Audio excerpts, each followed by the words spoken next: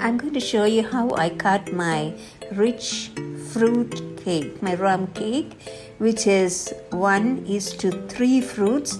So there's a lot of fruits and it's not going to be easy to cut because it may crumple. So I've kept this in the freezer for 2 hours and now I'm going to cut the slice of the paper mold. Just slice it like this. So now I've got all the sides cut into small wedges. See, and now we're going to slice our fruit cake. First I'm going to cut a triangle piece and then I'll show you how to cut into small squares. See, we've got a clean triangle slice of the fruit cake.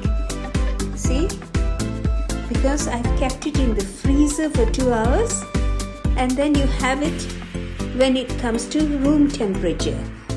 Can you see how I cut the slice? It's so neat and no crumples, no waste. It'll be so soft when it comes to the room temperature. Now look how clean the slice is. See? There's no waste, no crumples at all. Just see how clean and neat the cut is.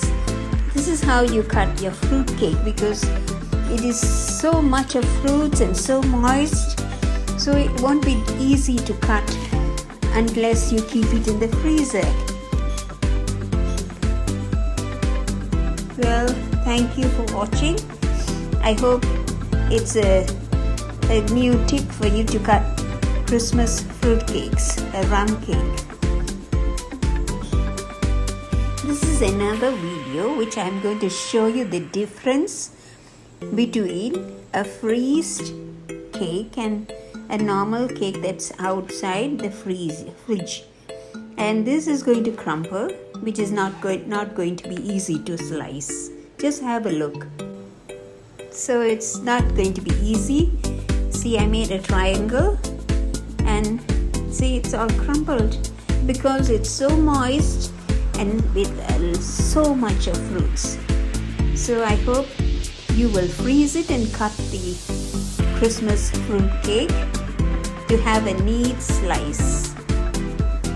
Just have a look. This is the cake that I sliced that I kept in the freezer, and this is the cake that is not in the freezer, so it's not so easy to slice.